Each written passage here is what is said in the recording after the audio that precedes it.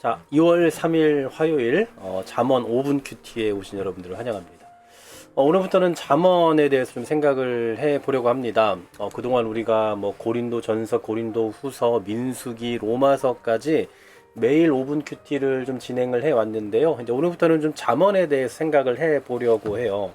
사실 어떻게 조금 더 쉽게 아침에 다들 피곤하실 텐데 조금 더 쉽게 들려지는 방법이 뭐가 있을까?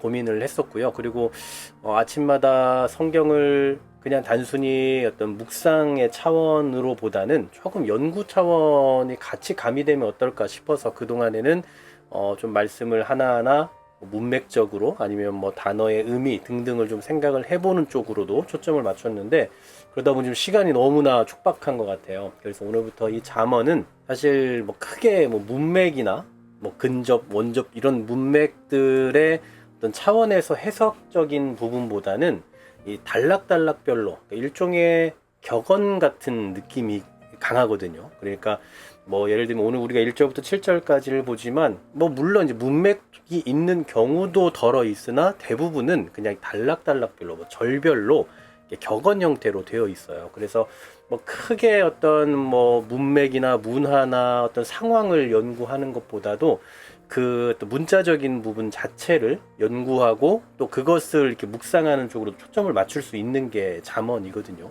그래서 오늘부터는 이 잠언을 좀 단락단락별로 좀 짧게 경우에 따라서 그렇게 좀 묵상을 해 보려고 합니다. 그러니까 조금 더 가벼운 마음으로, 좀 더 편한 마음으로 좀 묵상을 하면 좋겠고, 또 이 잠언은 학생들도 젊은이들도 좀 사랑하는 성경 아닙니까? 그래서 우리 학생들도 좀 들을 수 있는 정도의 좀 가벼운, 그러나 좀 나름의 깊이가 있는 그런 묵상거리들을 좀 아침마다 제공을 해드리면 좋겠다라는 생각에 잠언을 시작을 해보게 됐습니다.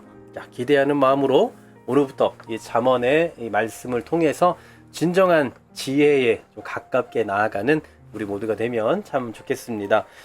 많이들 알고 계시겠지만 잠언은 당연히 솔로몬이 썼다라고 늘 이해를 하고 계십니다. 그래서 이스라엘 왕 솔로몬의 잠언이다.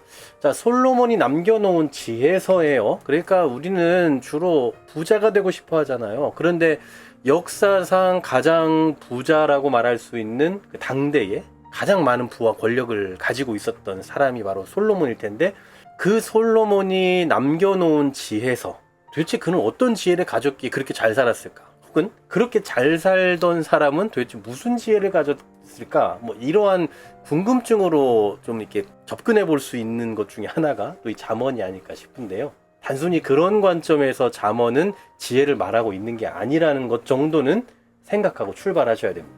그러니까 이 솔로몬이, 다들 알고 계시겠지만 솔로몬이 왕이 된 다음에 기도를 할 때 하나님 저 잘 되게 해주세요, 잘하게 해주세요, 이런 기도를 하지 않았잖아요. 대신에 하나님의 백성을 올바로 판단할 수 있는 지혜를 주세요 라고 지혜를 구하지 않습니까? 바로 이 지혜를 구했던 사람, 그래서 그가 가지고 있는 그 지혜, 그리고 하나님께서 주신 지혜가 어떤 건지를 아주 잘 보여주고 있는 게 잠언인데, 오늘부터 우리가 이 잠언을 생각한다는 건 어쩌면 하나님께서 솔로몬에게 주셨던 그 지혜를 우리에게 보여주시는, 우리에게 알게 해주시는 그런 의미의 책인 거예요. 그러므로 어쩌면 오늘부터 우리는 이 하나님께서 운영하시는 지혜 학교에 입학했다라고 생각하시면 될 것 같습니다. 오늘부터 여러분은 지혜 학교에 입학하셨습니다. 그러니까 이제 우리는 이 잠언을 다 끝낸 이후에는 진짜 지혜가 뭔가 정도는 발견하셔야 되는 거예요.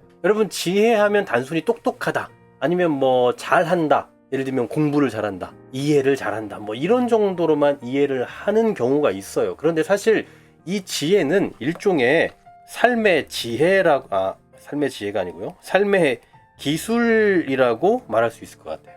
언제 말해야 될지, 언제 멈춰야 될지, 또 이 선택이 옳은지 그른지를 순간순간 삶 속에서 작동하게 하는 그 분별력, 그게 바로 지혜라는 거죠. 그러니까 지혜는 뭐 공부하는 학생들에게만 필요한 게 아니에요. 혹시 학생들이 이걸 듣는다면 공부 잘하기 위해서 잠언을 읽고 묵상하는 게 아니라 평생 사회생활을 하고 노인이 돼서도 평생토록 해야 되는 게 바로 또 지혜를 추구해야 되는 삶이다라는 거죠. 그런 의미에서 이 잠언은 뭐 학생들에게 의미 있는 게 아니라 모든 신앙인들에게, 모든 사람들에게 의미 있는 책인 거예요. 특히 잠언을 잘 보시면 때로는 짧게, 때로는 뭐 비유처럼, 때로는 수수께끼처럼 표현을 하고 있어요. 왜 이렇게 다양한 형태로 말하냐면, 여러분 우리가 책을 읽을 때도 쉬운 거, 직관적인 거, 만화책 이런 거는 생각할 필요가 없죠. 그래서 우리가 옛날에 TV를 바보 상자라고 말하지 않았습니까? 그냥 생각할 필요가 없는 거예요. 그런데 이게 익숙해지면 생각을 안 하게 되겠죠. 그런데 조금 어려워요. 다양한 형태로, 때로는 짧지만 또 때로는 길게, 때로는 비유처럼 뭔가 해석해야 되고 상상해야 되고 그림을 그려야 되고 하는 그런 다양한 형태로 접근하게 되면 생각하게 되겠죠. 더 고민하게 되는 거고, 그리고 그런 생각들이 발전하고 생각들이 더 반복되면서 습관이 되고, 그러면서 우리의 지혜가 더 생겨나게 되는 거죠. 그런데 이런 지혜를 우리가 공부하는 데 있어 가장 중요한 문장이 있어요. 바로 7절이죠. 뭐 여러분 많이들 알고 계시는 건데요. 여호와를 경외하는 것이 지식의 근본입니다. 지식의 근본. 근본이 뭡니까? 시작점이잖아요. 가장 중요한 기초, 변하지 않는 원리가라는 뜻이에요. 근데 여호와를 경외하는 것에서부터 지혜는 출발하는 거다라는 얘기죠. 경외가 뭡니까? 쉽게 말하면요, 하나님을 가볍게 여기지 않는 거예요. 하나님을 정말 중요하게 여기는 거죠.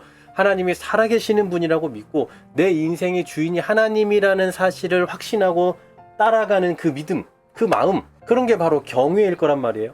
바로 이런 게 없으면 결국 우리의 지혜도 다 거짓이 되는 거예요.